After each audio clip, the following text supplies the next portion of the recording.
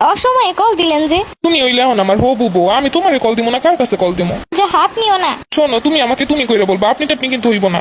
কি বলেন? আমি আপনারে কেমনে অন্য কিছু ডাকবো? আমার তো শুই নেই, লজ্জা লাগতাছে। চেষ্টা করলেই পারবা, তুমি কইরা ডাকা শুরু করো। হয় এখন তার আমারে লাগবো না, নয়া নয়া জামাই পেলে যা হয়। আরে তার একটু কথা বলে আইতাছি।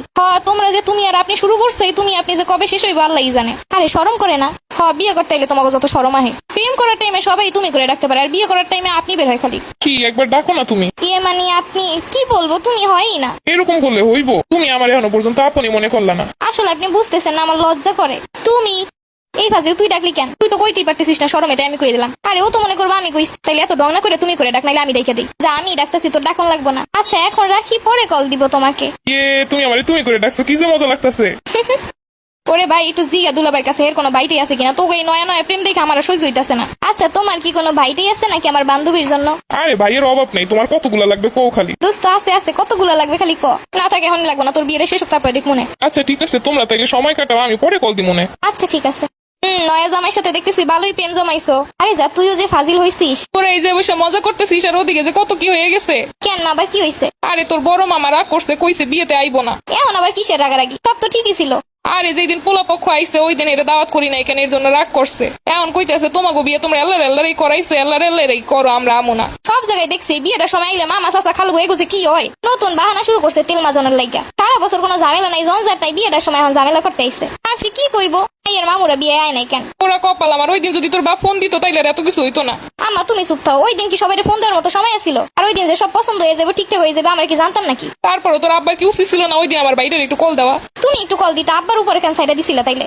ভালোই লাগে না এত রাগারাগি, কি যে করবো এখন, ফোন দিতেছি ফোন আর ধরে না। এগুলো খালি খালি গেঞ্জাম না বিয়ের সময়, এরা ইচ্ছে করে এগুলো করে। এরও তো একটা মাইয়া আছে, বিয়ে দিবেন না তখন আপনারাও যাইবেন না, দেখবেন না কেমন লাগে। দেখ আসলে আসুক, না আসলে না আসুক, এত তেল মাজার সময় নাই। আমার একটা মাত্র মায়ের বিয়ে, আমার বাইরে আইব না, এটা আমার কেমন লাগে? এইটা তো হেগো চিন্তা করা উচিত ছিল। আচ্ছা ঠিক আছে, আমি একবার ফোন দিব না সন্ধ্যাবেলা, দেখি ধরে কিনা। কেমন না লাগে কদি বান্ধবী, বিয়ের সময় এরকম করানোর দরকার ছিল? আরে বাদ দে, কত কাম এখনো বাকি আছে জানিস। ডেকোরেটরের লোকের ফোন দেওয়া লাগবো আমার, কিভাবে কি সাজাইবো তাও দেখাই দেওয়া লাগবে আমার। হলুদ অনুষ্ঠানে কি কি লাগবো সবকিছু লিস্ট করা লাগবো, সব বাজার করে আনানো লাগবো। একটা বড় বুইনও নাই, একটা বড় বাইও নাই যে এগুলোর দায়িত্ব নিব।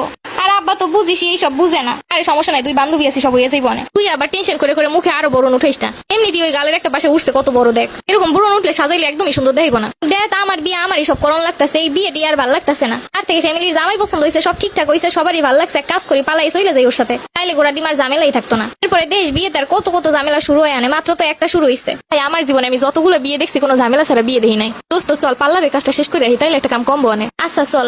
তাই আমার তো পার্লারে যাইতেই ভয় করতেছে, যেই শ্বশুর বাড়ি আবার কই মানে পশম হলুদ হয়ে গেছে কেন। একবার এই কথা কইলে খালি আমার কল দিবে, আমি একদম সাইজ করে দিয়ে মতো শ্বশুর বাড়ির লোকজন। বিয়ের সময় একটু সাজুগুজু করবে না তো কবে করবে? আচ্ছা চল এইবার। বান্ধবী কেনাকাটা তো মন মতো করলাম, এইদিকে বাসায় মানুষ কি কইতেছে আল্লাহই জানে। আরে বেটা, বিয়ের সময় এরকম একটু কেনাকাটা করণই লাগে। আর একটা দুইটা কেনাকাটা যে অল্পতে শেষ হইব, কত কেনাকাটা একলগে শেষ না করে এলে আবার কবে যাবো? তো এখন আসার সময় হইছে নাকি? তোর আব্বা যেই চিল্লি কইরা গেছে। আম্মা কি করবো, কত কেনাকাটা কখন করবো? তাই বইলে সন্ধ্যার পরেও বাজারে থাকবি, তুই জানিস না তোর বাপ কিরম? আব্বা তো সবসময় এরম করে। মাইয়া মানুষ সন্ধ্যার পরে মার্কেটে থাকা কি ভালো জিনিস নাকি? তাইলে আব্বারই সব কেনাকাটা করে নিয়ে আসতে, আমি আর যাইতাম না। আন্টি বিয়ের সময় একটু এরম তো সময় লাগবেই। হলুদের কেনাকাটা তো আজকে শেষই করে ফেলাইছি। কেনাকাটা করবি ভালো কথা, কিন্তু দিন থাকতে তো করে আবি। বাজারে দেখেছি সারা দুনিয়ার মহিলারা বাজার করতেছে, খালি আমরা থাকলেই সমস্যা। যা তোর বাপের সাথে গিয়ে এই কথা কর। বাপ তো বোঝে কম, চিল্লাই বেশি। দেখ আরে বাদ দিয়ে কেনাকাটা তো হয়ে গেছে, সমস্যা নেই। হলুদের শাড়িটা সুন্দর হয়েছে, কিন্তু একটু দাম বেশি নিয়েছে। কি কো? আরে বেটা না, ওই শাড়ি অনুযায়ী দাম ঠিকই আছে। আর আমরা সবাই তো একই কালার শাড়ি পরবো। কিন্তু বান্ধবী আমার তো ব্লাউজ নাই ওই কালারের, আমার আছে ওইটা পরিস। ওহ তাহলে তো বাইসে গেছি, আমি ভাবছিলাম মনে হয় ব্লাউজ আবার কেনা লাগবে আমার। ধারা তোর দুলাভাই আবার কল দিছে, কথা কইলই। মার্কেটে থাকতে অনেকবার কল দিছে, আমি তো ধরতেও পারি না, কথা কইতে পারি না। কি যে ভাবছে ইসকা। বেশি করে কথা কয়, নাইলে তো আবার মন ভরবো না দুলাভাইয়ের। নয়া নয়া বউ বইলা কথা। সারাদিন কি করছো, কতবার কল দিলাম। আমরা তো একটু হলুদের কেনাকাটা করতে গেছিলাম। সেই সকালে বের হইছো, এতক্ষণ কেনাকাটা লাগে? বুঝুই তো, বিয়ের মার্কেট একটু করতে তো সময়ই লাগে। তোমার জন্য কি কিনলা? আমার জন্য হলুদের শাড়ি আর গয়না ম্যাচিং করে নিছি। ও তাইলে তো তোমার পরীর মতো দেখা যাইব। কি যে বলেন আপনি। আবার আপনি?